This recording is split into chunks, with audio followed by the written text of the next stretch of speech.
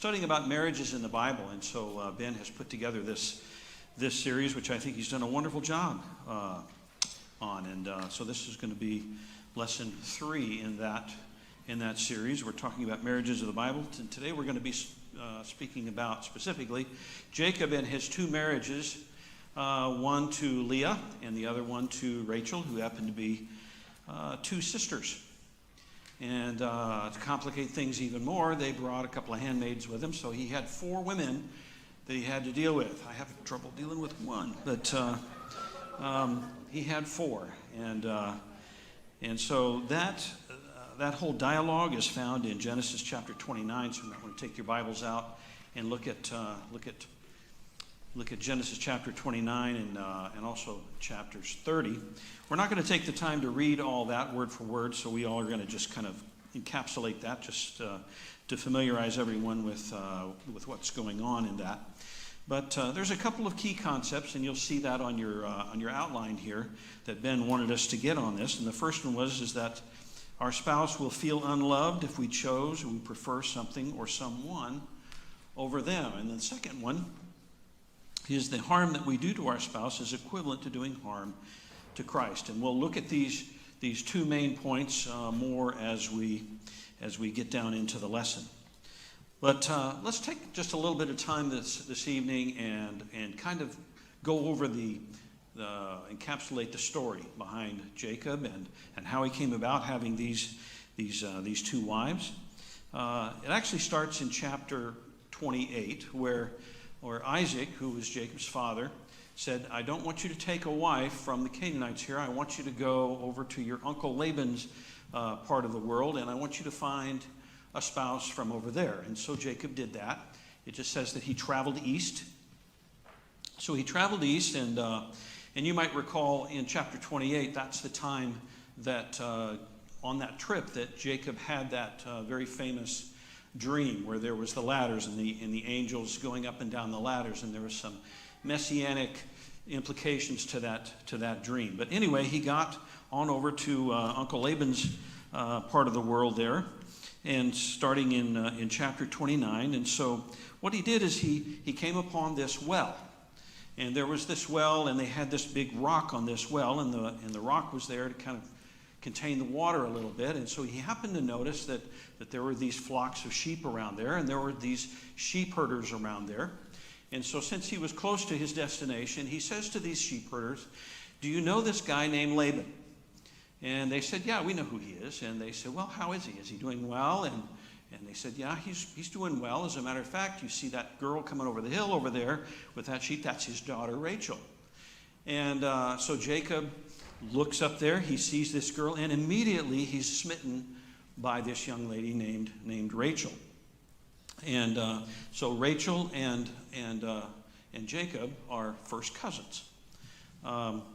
That doesn't happen too much in our society today, but apparently it was an acceptable thing back then. So he introduces himself to Rachel, tells her who he is, and like the big, strong he-man that he is, trying to impress him, he lifts this rock off, and the well starts going, and she's feeding her, she's watering her sheep. And then he works up the nerve to kiss her, and says that down in verse 11. And so he decides that Rachel, she's the girl for me, and I want to have Rachel as my wife. And so he goes to Laban and he said, I want to marry your daughter. What can we do to make this deal work? And so they come up with this plan that Jacob has got to work for Laban for 7 years. And so he does that. The text says that he was so in love with Rachel that 7 years just flew by. It just went by like no time at all. And so he fulfills his end of the deal, and he goes to Laban and he says, okay, I've worked 7 years. I want my wife. You give me my wife. So they have this ceremony, and evidently back then the bride was heavily veiled. So apparently couldn't see her face. And so they have the wedding, and then they go off, I guess, on their honeymoon, and the things that generally happen on a wedding night happened. And he wakes up in the morning, sees her there, and says, lo and behold, it's not Rachel at all, it's Leah. Imagine the shock there. It's one of those things where you just have to kind of imagine. There's little dialogue here, but you can kind of read between the lines about how that is. You know, when you go and you strike this deal and say, hey, this is what I'm willing to do. I'm willing to work 7 years. You give me this girl, and we'll have, we'll call this a transaction. I remember very vividly when I went to ask my future father-in-law if I could marry Cherie. This was almost 50 years ago. But I called him up and I said, I need to come over and talk to you. And he said, oh, yeah, okay, that'll be fine. And I think he knew what I was going to ask. And so I go to his office. He was an accountant, but he also owned a horse ranch. Cherie's family owned this horse ranch there, and they were big into horses. And she had a horse. And so I was in his office, and I said, well, after we did this small chit-chat and everything, I said, well, I'd like to ask permission to marry your daughter. And he said, that'll be fine, but you have to take the horse too. So I realize and understand and can relate to this deal making, for the father-in-law wants to get something out of this deal. My father-in-law wanted to get something. He wanted to get rid of a horse. And so I wound up taking the horse, and there were times when I was better friends with the horse than I was my wife. But we had a good time. We had a good time with the horse. So kind of moving on. Jacob felt somewhat deceived, understandably, and he says, "Wait, what's the deal? I thought the deal was for Rachel."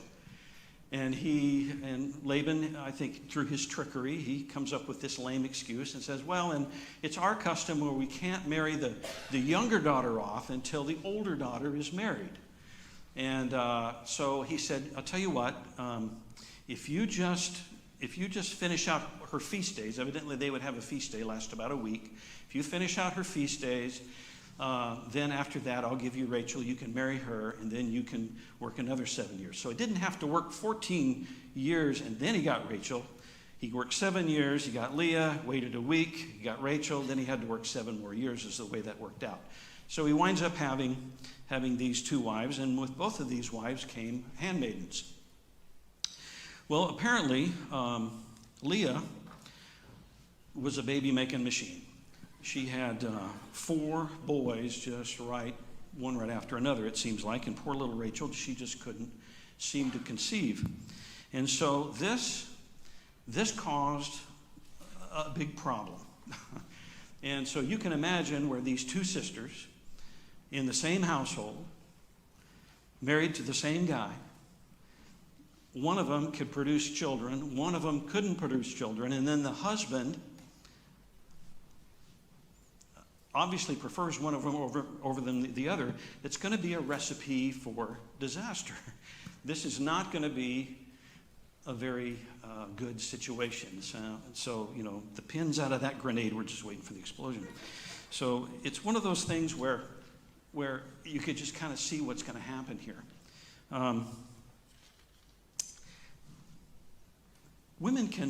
Girls can sometimes, and I don't mean to insult anybody, girls can kind of be, what's the word I'm looking for? They can be kind of catty, okay? The claws can come out. And so that kind of happened. I remember when we first moved here, back in 1992, James was 10 years old. James is 41 now. James was 10 years old. And there happened to be a couple of young ladies in the congregation that were about 10 years old, and they set their sights on James, both of them. Coincidentally, one of them was named Rachel. The other one's name was Amanda, but they're not here anymore, so I'm safe telling this story. But I walked out of the church building after church, and these 2 young girls were in the parking lot, and they were yelling at each other. And I thought, well, I'm not going to get involved in this, but I could hear what they were saying, and what they were talking about is they were arguing over who was going to get to marry James. And you're 10 years old. You're 10 years old. And so these girls weren't sisters. But coincidentally, a week ago Sunday, I witnessed a little rift between two sisters here in the congregation. And I'll tell you this story. It was after church Sunday. I was walking down the hall. I happened to notice that the lights were out here. And little Charlie Walker comes up to me. She gets me right about over there. And she says, "Abigail's crying." I said, "Oh, what's wrong with Abigail?" She said, "Well, she's crying." So she kind of takes me by the hand and she leads me through this door and we go right here to this seat right here. And sure enough, Abigail is sitting here and she's crying. And I said, "Abigail, what's wrong?" "Hallie hit my hand." And I said, "Well, I'm sorry. Maybe it was an accident." "Oh, no, she meant it." And I said, "Well, maybe she'll apologize." "Well, she hasn't yet." At that point, I thought, this is not my problem. I'm not the father. I'm not the grandfather. I don't have to deal with this. And I know nothing about girls, so I'm just gonna let this situation. I walked out and I'm thinking, if this is all it takes for you girls to get crossways with one another, I'm glad you don't have to share a husband later on. So it's girls can just be that way. And so as this story progresses, we see that finally God had opened up Rachel's womb, and she was able to bear some children as well. So that part of it worked out. But there was always this stress. There was always this jealousy, this dynamic between these sisters, and so obviously one of them felt unloved, and that's really the basis of the story that we want to kind of concentrate on. If you look at your handout, look at we've kind of done question 1 there, where we've kind of looked at the story. Look at question 2 there. Are there any details in the text that explain why Jacob loved Rachel more than Leah? What do you see about that? Something very, very specific there. Pardon me? Rachel was the looker. Leah, not so much. And so I don't know if that was the sum and substance of the whole thing, but there it says that Leah's eyes were, my version says delicate. I looked up the English Standard Version and it said that her eyes were weak. I don't know what that necessarily implies, but evidently both Rachel was the good-looking one, and that really attracted Jacob. So Rachel was apparently more attractive than Leah. This is what kind of drew his attention. We could talk about the shallowness of that all day long, but be that as it may, that's what happened here. Look at number 3. It says, using verses in chapter 29, explain Leah's thoughts and feelings about Jacob's lack of love for her. And this is really kind of getting to the meat of what it is that we want to talk about tonight. Leah was a wife. She had a husband, but it was obvious that her husband didn't really prefer her. And so what are some of the things that you can draw from chapter 9 that can reveal some of the feelings that maybe Leah was going through?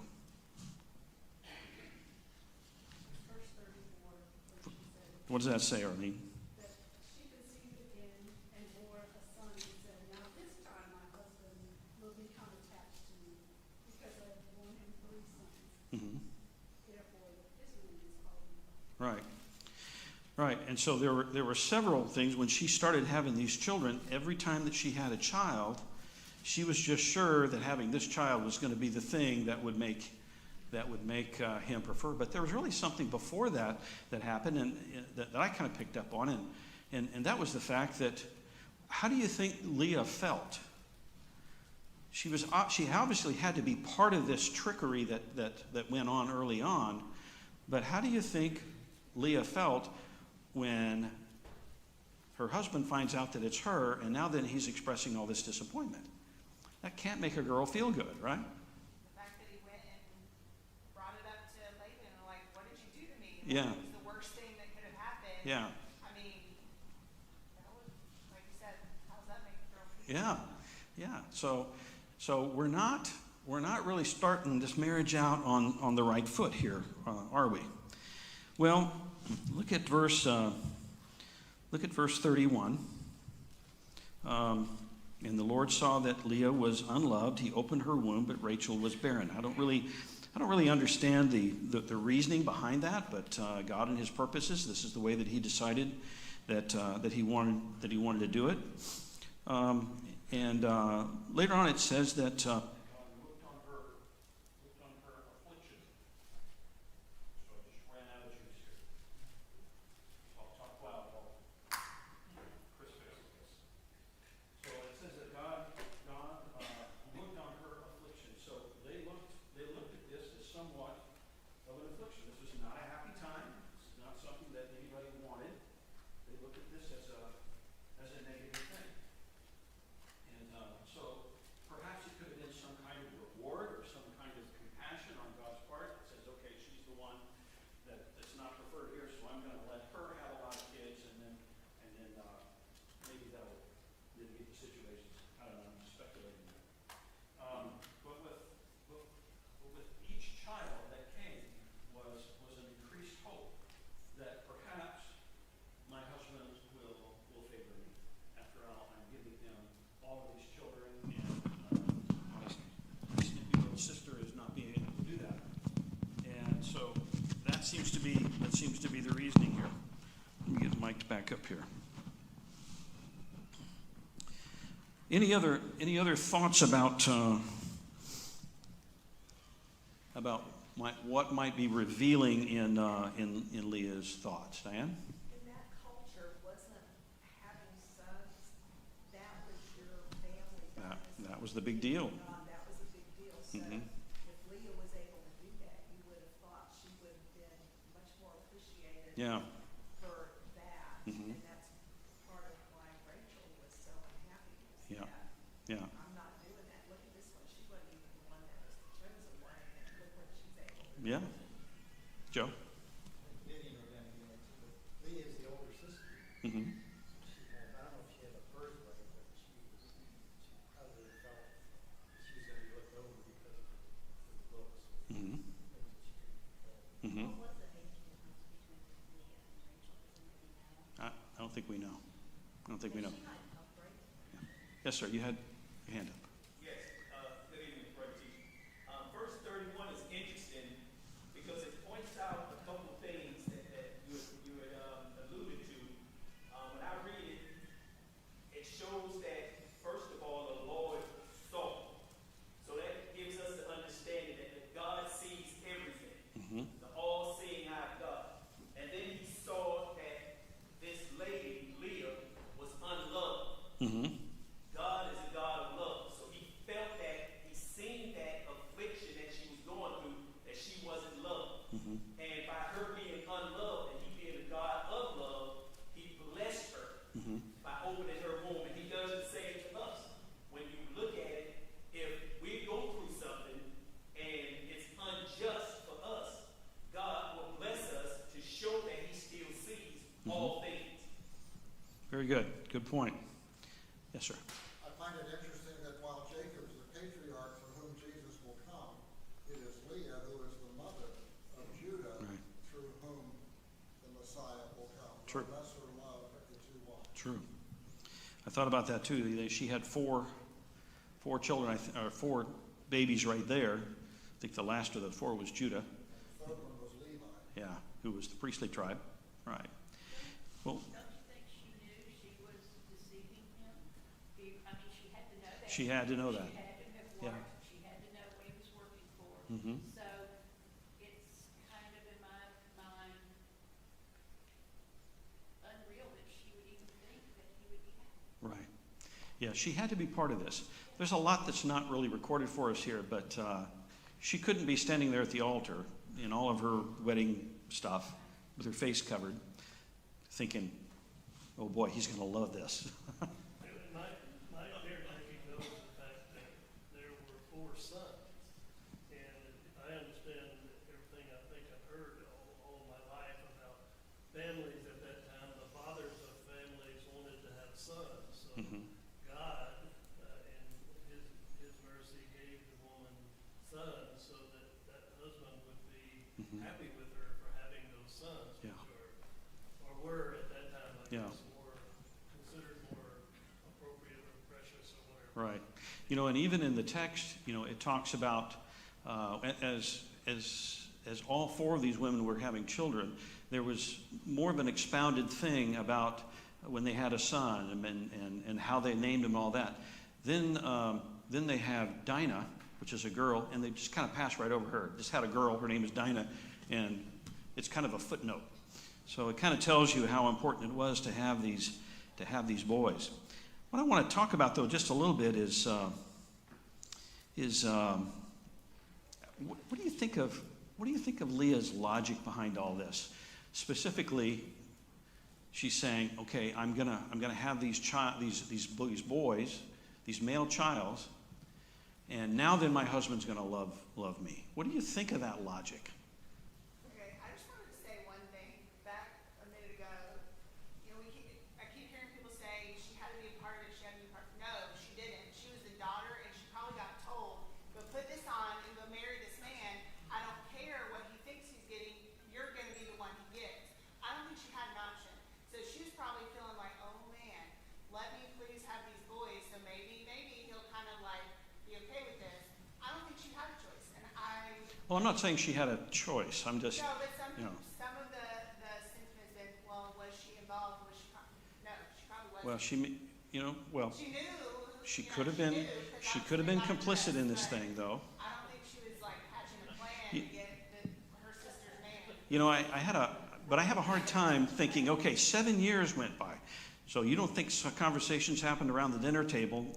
Okay, what happens after 7 years? Well, Rachel's going to get married. You don't think Leah was privy to that information? She probably was. And then here she was standing up there in the altar. So could be. We're speculating a lot. But let me get back to my question, though. What do you think of the logic that Leah's putting forth in trying to get her husband's affection just by having children? What do you think of that logic? It's been going on for generations and still does. What's that? It's been going on for thousands of years Yeah. and still does. Is it a good thing? Is that a good thing? I think it, luckily, but I think, yes, it does. I think that in bad marriages, I have known people thinking that children would fix it. Okay. Does it? No. No, it doesn't at all. Doesn't. So I think what it says is there was kind of an emotional void there in Leah, thinking that she could fill this void somehow by producing children. What's the lesson for us today? There's lots of people in bad marriages, and it's amazing to me the lengths that some people will try to do and that they will go to try to find some kind of happiness. Well, if I just get this job, I think I'll be happy. If I just have this house, I think I'll be happy. And they can go through all of these material things, and that might include children. And as Sandy says, it never works.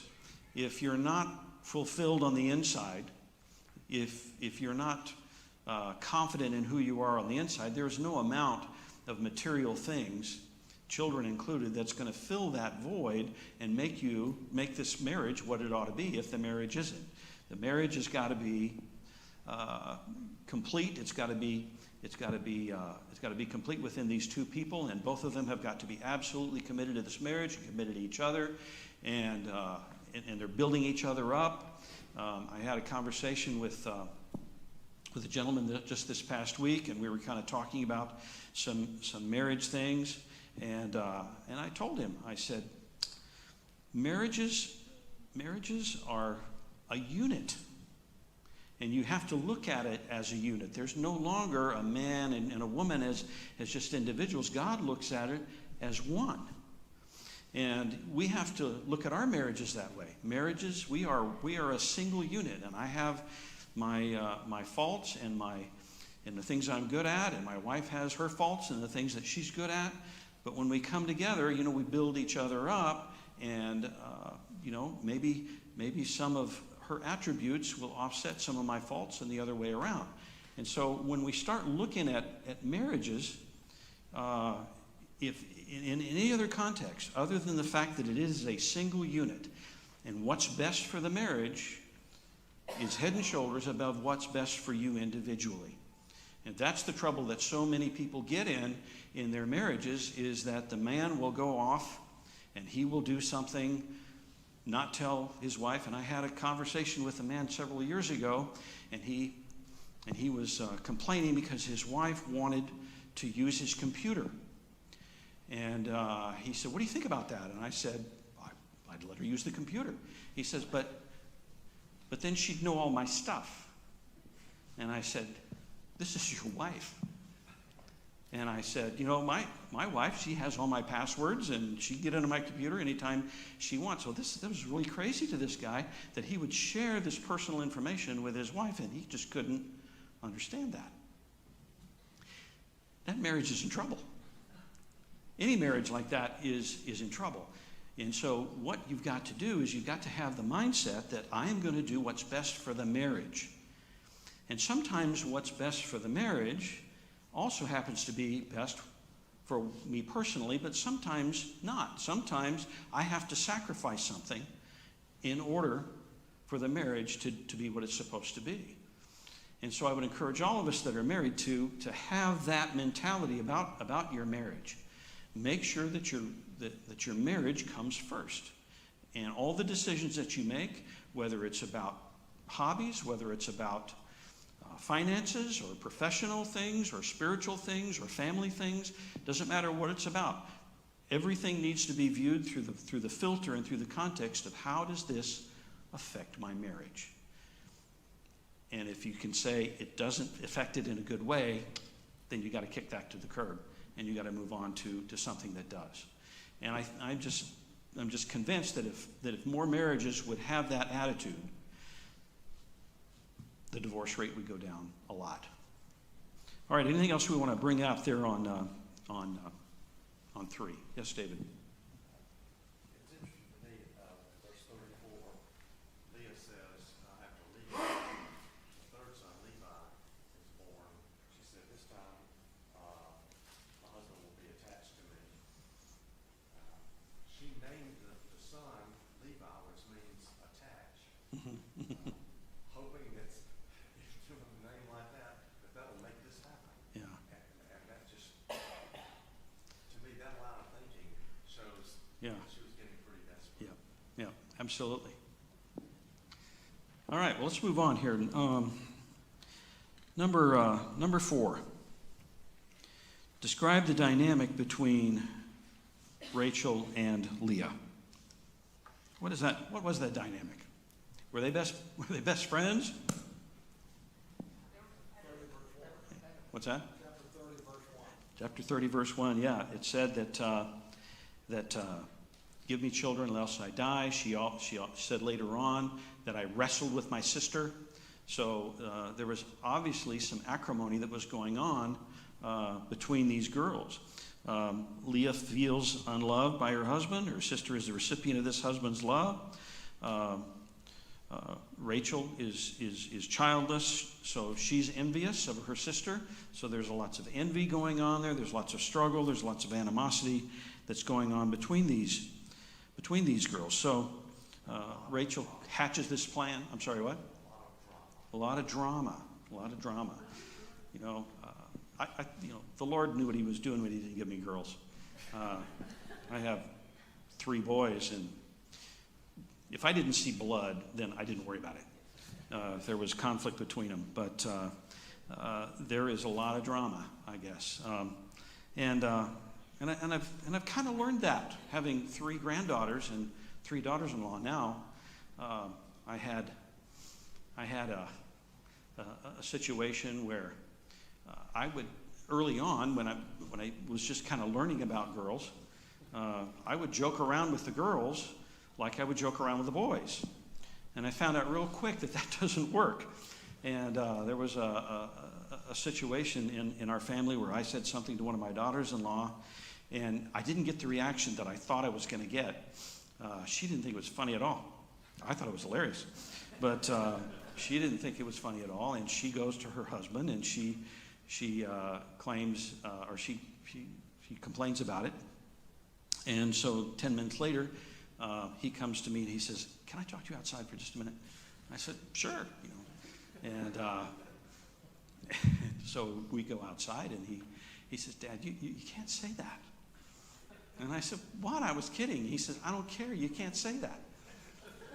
I said, well, okay. So I have learned to bite my tongue. There's been great one-liners that I've been thinking about in my head as I'm dealing with my daughters-in-law. But my filter has got a tighter mesh on it now than it was when I just had these boys to deal with, and so my heart really goes out to Jacob here, having to deal with these 4 girls, and I can't imagine this the turmoil that was in that house.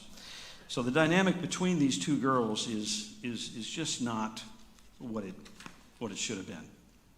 Well, we've only got about 5 minutes left here. So obviously in marriage, that's this question 5, obviously in a marriage with more than one wife, not to mention Bilhah and Zilpah, given as wives in chapter 30, it seems inevitable that one spouse will be loved more than the other. But this can happen in a marriage between one man and one woman as well.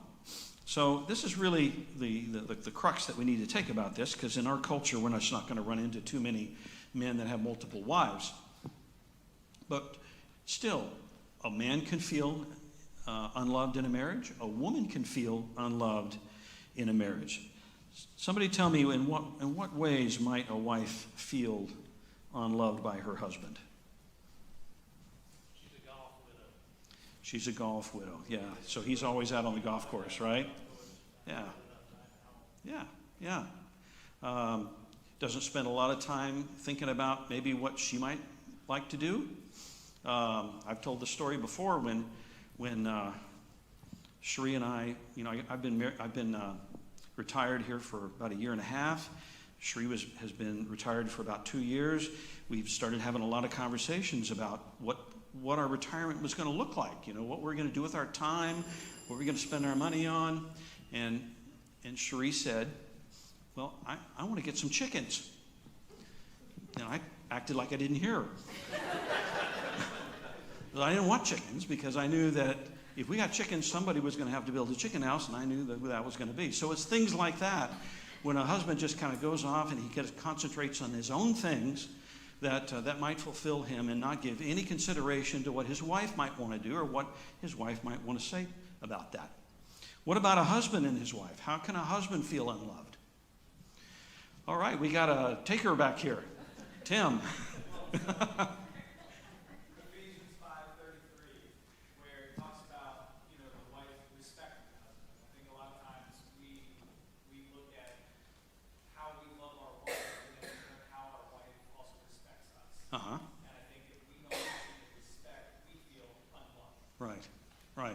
Right.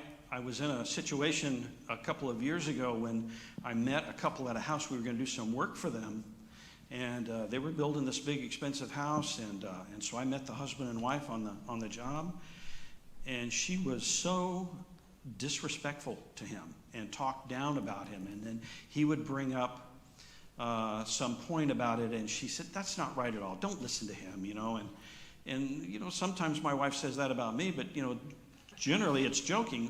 This woman was not joking. It was obvious that she wanted to run this ship, and she was not interested in his opinion. Very, very disrespectful. And so it's things like that a woman can do if she doesn't respect her husband to the point where she treats him as an equal and she's condescending to him. That's not good. That's not good. And we need to have the kind of love for our spouse that Christ had for his church. And that's the great example for us. What did Christ do for the church? Well, he died for it. Would I die for my wife? Girls, would you die for your husband? Christ came and dwelt with us. Mm-hmm. And we need to dwell, spend time, understand our spouse. Mm-hmm. You cannot do that if you're not in the same place. Right. Or if you're not communicating. Right. We need to dwell. He dwelled among me. Mm-hmm. Mm-hmm. Good point. All right, I see another hand over here. Okay. Anything else on that point? We've just got a minute or two left here. How might this couple overcome this? Let's read Revelation chapter 2, verses 1 through 5. And I'm not going to take the time to read that, but basically he's talking about the church there having left his first love. And that's the point there, is that this church there left their first love. And the way that he was encouraged to remedy that situation is that you need to go back to that. Go back to the things that you did in the first place. And so when you can remind yourself, what is it that attracted me to this man or this woman before we got married? Because you're married for someone for years and years. Sometimes the news is going to wear off. And so you have to kind of work at it. And sometimes we just think that I've said I do, and we're just going to live our life, and everything's going to be wonderful. And that's not the way marriage is at all. So if we go into it with our eyes open and understand that what I'm getting into is a relationship where I am going to have to do some sacrificing, I'm going to have to put a lot of work into this and make this thing what it's supposed to be, as opposed to expecting the wife to do all the work, or expecting the husband to do all the work, or being selfish. And it's selfishness that's going to ruin not only relationships between husbands and wives, but selfishness is going to ruin all kinds of relationships. So let's think long and hard about what we can do in our own marriages. Some of us have been married a long time. Seeing Lydia back there, and she's going on week 4 now or something like that. Yeah. So we need to be encouraging each other to hold our marriages up in highest regard, and make sure that our spouse knows that we care about them, knows that we love them, and we show that not only in our words but also in our actions. All right, that's about all the time we have left for tonight. Anybody else have anything else? All right, well, thank you for your attention. I appreciate it.